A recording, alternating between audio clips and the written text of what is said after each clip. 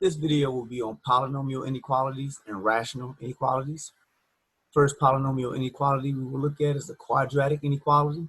So this one will set the precedent or the format for all the ones that we will do in this video.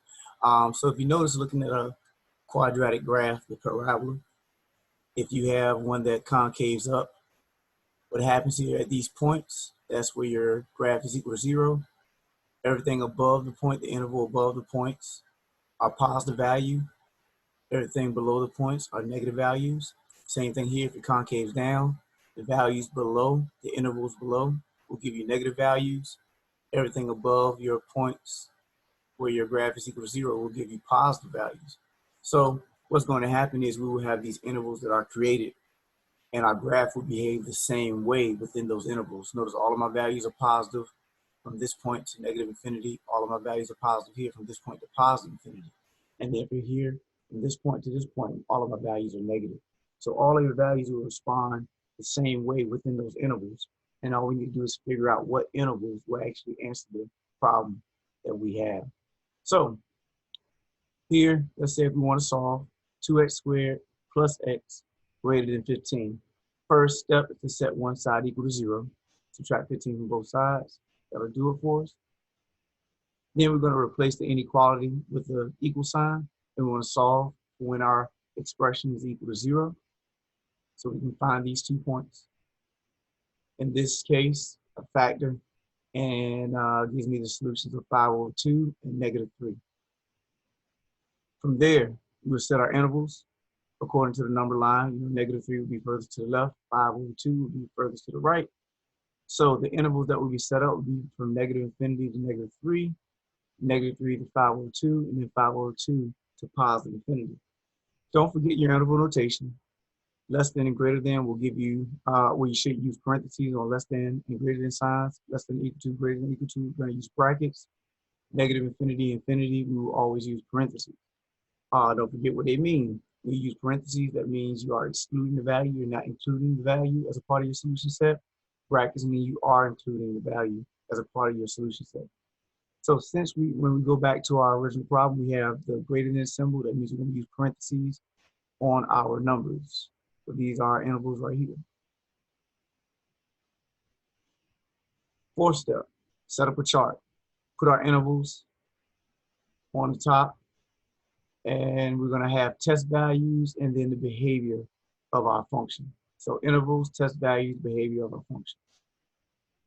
So step 5, we're going to choose test values. Remember, I showed you that within your intervals, all of your values will respond the same, that either be all positive or all negative.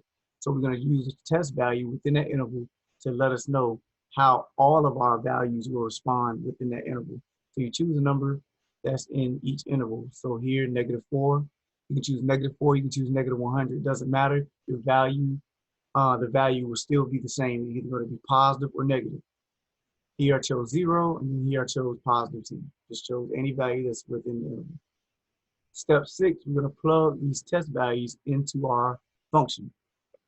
Our function factor was 2x minus 5 times x plus 3. I decided to leave it that way, so when I plug it in, all I want to know is my value going to be positive or is it going to be negative? You can go ahead and calculate it out and get a number. I don't need a number. I just need to know the behavior, positive or negative. Plugging in -4, I end up getting negative times a negative, which gives me positive. Plugging in 0, I end up getting negative times positive, which is negative. And then plugging in positive 10, I end up getting positive times positive, which will give me a positive result. Plug those into the chart. Then my final answer or final step will give me my answer. Because my inequality wanted to know when this expression was greater than 0. The reason why we set it equal to 0, so we can make a clean comparison to 0. That means that I want to know when is 2x squared plus x minus 15 positive. When is this expression greater than 0? In other words, when is this expression positive? Go back to my chart.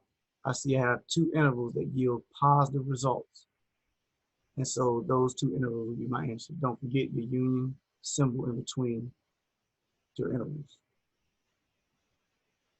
All right, let's do another one. Here, x cubed plus x squared less than or equal to 4x plus 4. Step 1, set one side equals 0, so I subtract 4x and 4 from both sides. That'll give me x cubed plus x squared minus 4x minus 4 less than or equal to 0. Because I have 4 more terms, I'm factoring by grouping. Put together the first two and second two, then I pull out the factor of each. Then I'm able to have x plus 1, x plus 2, x minus 2 is my full factorization. Don't forget x squared minus 4 is the difference of squares. That's how we got x plus 2, x minus 2. Set each part equal to 0. X is equal to -1, x is equal to -2, and x is equal to 2. So those are the values I will use to set up my intervals. Going to step 3, negative infinity to -2, -2 to -1, -1 to 2, 2 to infinity. Now don't forget, since we have less than or greater than, less than or equal to, excuse me, I will use brackets. You will always use parentheses on your infinity signs, but brackets will be on my numbers. Set up a chart. For my test values, which is step 5, I chose -3, -1.5, 0, and 3. Let's go to step 6. Plug each value in. Plugging in -3, I get a negative result. -1.5 will give me a positive result. Plugging in 0, I get a negative result. Plugging in 3, I get a positive result. We're going to step 7 to finish it off. I want to know, when is this expression less than or equal to 0? In other words, when is this expression negative? I see my two negative intervals right here. So my final answer is negative infinity to -2 inclusive, and -1, -2 inclusive. Also keep in mind, if you look at the pattern, what happened in the first example and the second example, we have alternating signs. It is important that you don't always assume that. In these problems, that should be the case. But when you get into calculus and above, that's not always going to be the case. Sometimes you may have negative, negative, positive, you may have all negative, all positive. Anything can happen in calculus. This is us setting the standard and the foundation to be able to move further in mathematics. So don't ever assume that it's going to be alternating signs.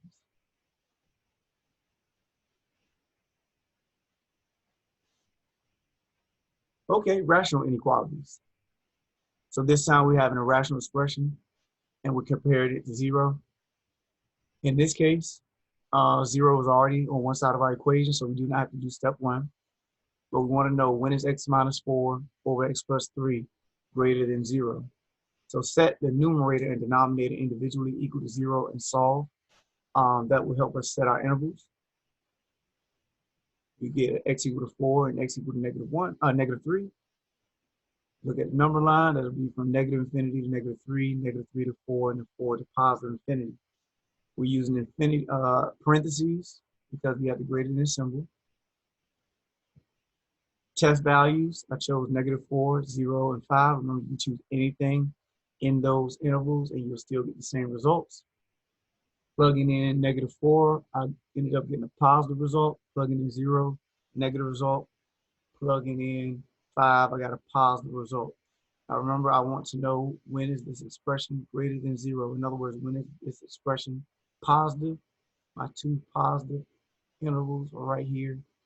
So your final answer, negative infinity to -3, 4 to positive infinity.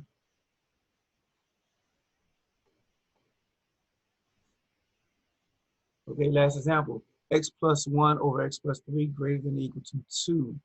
First step is to set one side equal to 0, so we subtract 2 from both sides. Don't forget, whenever you're going to add or subtract fractions, you need a common denominator. That -2 does not have the denominator of x plus 3, so we multiply top and bottom by x plus 3. Then distribute -2 so we can combine our like terms. After you do all of your simplification, we have -x minus 5 over x plus 3 greater than or equal to 0. Set numerator and denominator equal to 0 and solve. That'll be -5 and -3. Set your intervals. Now be careful here. We have greater than or equal to, so we should be using brackets.